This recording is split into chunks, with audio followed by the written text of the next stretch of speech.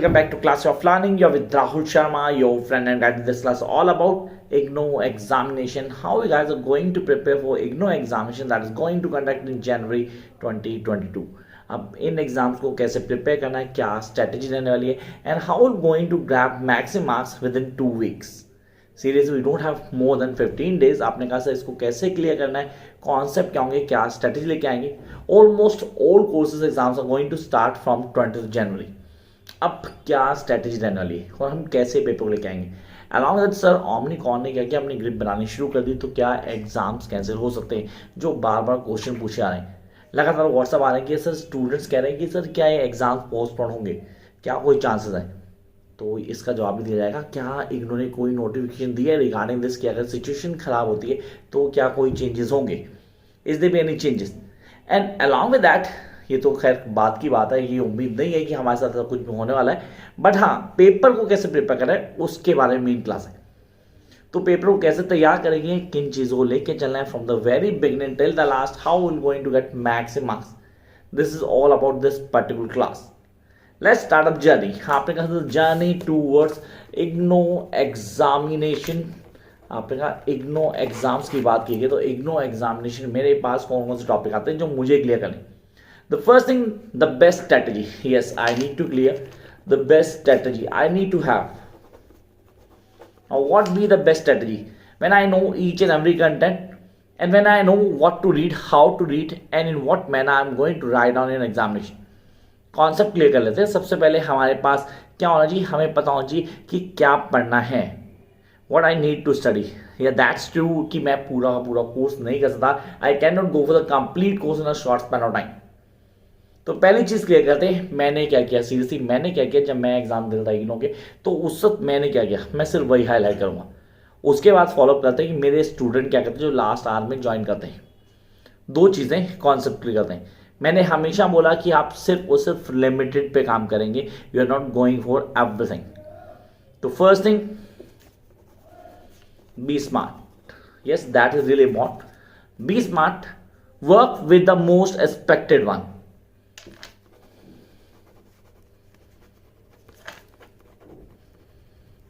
Most expected topics. I repeat, work with the most expected topics. अब पहले clear करता हूँ, जब नंबर लाने हो, जब आपके दिमाग में चलता है कि मुझे नंबर लेके आना है, तो यहाँ पे हमें सिलेक्टेड क्वेश्चन लेके चलना चाहिए. Yes, when you want to go through a thorough knowledge कि यार सर मुझे आगे काम आए, नेट जेआरएफ में काम आए, लेक्चरशिप में काम आए, उसके बाद काम आए, तो उसके लिए तसल्ली से पढ़ना. फिलहाल आपका वीडियो देखने का मोटो ये था कि आपको शॉर्ट स्पैन ऑफ टाइम में मैक्स नंबर चाहिए. तो उसके लिए क्या होगा, be selective. Be selective means हर चीज़ नहीं पढ़ने वाले, हम सिर्फ वो पढ़ने वाले हैं जो कि पेपर के पॉइंट से इंपॉर्टेंट है. When I am going to read something that is really important as per the examination, तो I need to concentrate on that only. So focus on the limited material. वो limited क्या होंगे, जिसके लिए मैं पहले क्लियर हुआ कि हम एक्सपेक्टेड क्वेश्चन क्लियर करेंगे. We need to deal with the expected question.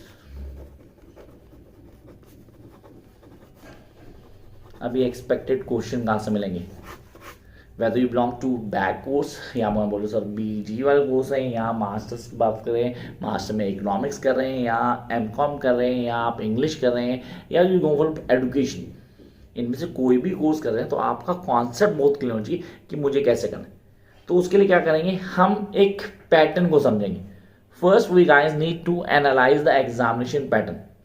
तो यहाँ पे अगला पॉइंट आता है examination pattern. Now how you guys need to clear the examination pattern. उसके लिए क्या करेंगे, प्रीवियस ईयर पेपर देखेंगे.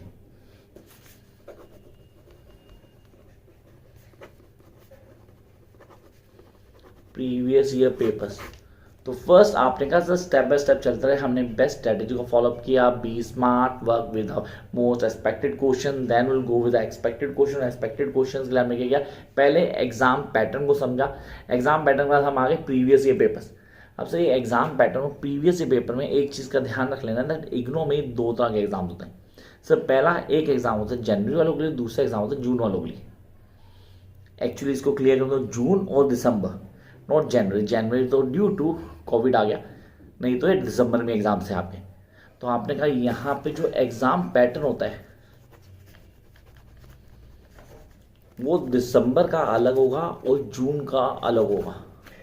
तो फिलहाल आपके एग्ज़ाम्स हो रहे हैं जनवरी में, जो कि दिसंबर के पोस्टपोन एग्ज़ाम्स हैं। तो आपको प्रीवियस एग्ज़ाम्स पेपर देखने किसके, दिसंबर के, रेदर देन जून या जुलाई के पेपर्स मत देखना प्लीज़, इट्स अ रिक्वेस्ट। ये बहुत काम आने वाली है जो इसको फॉलो करते हैं पूरी तरह से। तो आपने कहा सर हमें ये कॉन्सेप्ट बहुत से क्लियर करना है that how I am going to get the marks, मेरी स्ट्रेटेजी क्या रहेगी और what be the best things that I need to give in my mind. तो दिमाग में रखनी ये चीज़ कि मुझे नंबर लेके आना है, I really need to get marks. तो उसके लिए मैंने क्या किया, पहले प्रीवियस ईयर क्वेश्चन देखे, वो भी सिर्फ दिसंबर वाले, because I am going to get the exams in January. और अगर मैं जून में देने वाला हूँ तो मैं सिर्फ जून के एग्जाम्स के पेपर दूंगा। Come to the second point, अब मैं उस कोर्स पैटर्न को समझ जाऊंगा। टेक एन एग्जाम्पल, मैं किसी कोर्स की बात करता हूँ, जैसे मैंने लिया ब्रिटिश ड्रामा। ब्रिटिश ड्रामा में 9 ड्रामा है मेरे कोर्स के अंदर। सर मैं 9 के 9 करूँ या कोई 6 कर लूँ, ऑप्शन देखते हैं। एक एग्जाम्पल देता हूँ, इसी के साथ एक पेपर होता है ब्रिटिश नॉवल, उसमें भी 9 है, उनमें से 9 के 9 करें या कोई 6 कर ले। ब्रिटिश नॉवल मैं बहुत ईजिली कहूँगा, go with any 6, maximum 7, don't go with 9। क्यों? क्योंकि वहाँ एनोटेशन नहीं आती। BG, अगर मैं MEG 2 की बात करता हूँ, वहाँ मेरे पास फर्स्ट क्वेश्चन कंपलसरी है, दैट इज फ्रॉम एनोटेशन। वो एनोटेशन का होगा, जो 5 दी होंगी, कोई 4 करनी होगी। अब आपने सोचो कोई 2 छोड़ दियो, उन्हीं 2 की एनोटेशन वहाँ गई, फिर कैसे करोगे यार? It's a big serious big risk. तो वहाँ मैं आपको रेफर नहीं करता कि आप बिल्कुल छोड़ के आओ। Yes you need to have ना आइडिया, आपको स्टोरी लाइन का एक आइडिया जरूर होना चाहिए, मेजर कैरेक्टर्स का आइडिया होना चाहिए। लिटरेचर स्टूडेंट के लिए एक अलग स्ट्रैटेजी होगी, और अगर मैं बात करता हूँ जो प्रैक्टिकल स्टूडेंट्स हैं उनके लिए अलग स्ट्रैटेजी फॉलो होगी। MA साइकोलॉजी का स्टूडेंट, MA सोशलॉजी का स्टूडेंट या MA इकोनॉमिक्स का स्टूडेंट, सब वेरी करता है। तो यहाँ पे हमें किसको कैसे पढ़ना है, कौन से पेपर की तैयारी करनी है, किस तरह मैक्सिमम मार्क्स लेके आएंगे, ये सारी चीज़ें आपके दिमाग में होनी चाहिए। You need to clear everything from the beginning till the last. तो ये तो थी अभी तक की स्ट्रैटेजी। अब आ गया हम क्या करेंगे, best way to get maximum marks. तो इसके लिए क्या होगा, start your practice. Start your practice. What is start your practice? अपने आंसर्स को लिख के देखो। अब कई सारे स्टूडेंट कहते हैं सर हमारे पास मॉक टेस्ट सीरीज नहीं है, we are not able to, और we are not able to get that, affordability नहीं है सर, हम नहीं कर सकते। तो उनको भी एक वे बताता हूँ, जिनकी अफोर्डेबिलिटी नहीं है कि किसी टेस्ट सीरीज को ज्वाइन करें, कहीं पैसे दें और पेपर लें उनको करें, तो उनके लिए भी एक ईजी वे है, कोई प्रॉब्लम नहीं। आपने क्या किया, आपने प्रीवियस ईयर पेपर्स निकाले थे, 1 साल 2 साल 5 साल 10 साल, जितने साल के निकाले थे।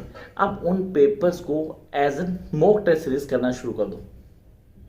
Yes you guys need to start them now. अब आप शुरू कर सकते हो and start with complete enthusiasm कि यार मुझे क्रैक करने हैं, मुझे पता होना चाहिए कि आंसर कैसे लिखने हैं, how I am going to write on the answer, answer लिखने का तरीका क्या होगा, बेस्ट वे आउट क्या होगा, किस तरह मैक्सिमम नंबर लेके आऊँगा।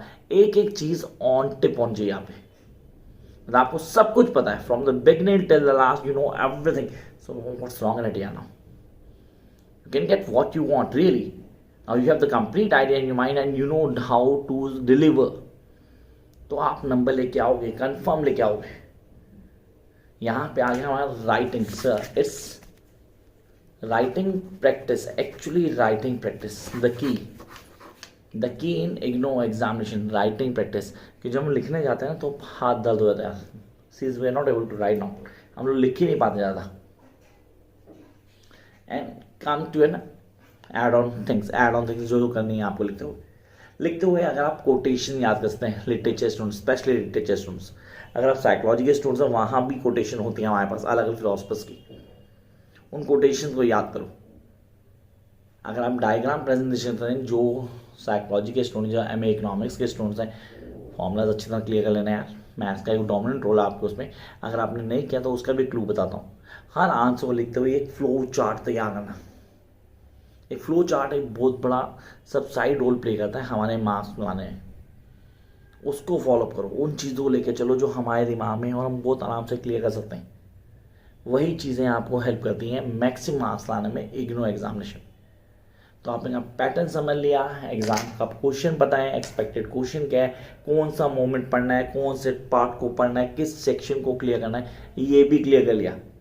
देन क्या रहेगा यार, अब तो आप मैक्सिमम नाम ला सकते हैं, सीरीज ला सकते हैं.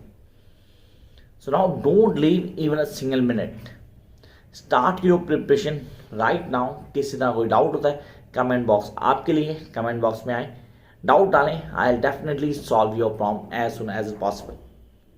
Veg the notes matter, that's not free of cost. हाँ, वो आपको मिल जाएंगे, उसके लिए आपको पे करना पड़ेगा, and you can get that. Till then keep watching, like share subscribe if you think it's worth to watch. Bye guys.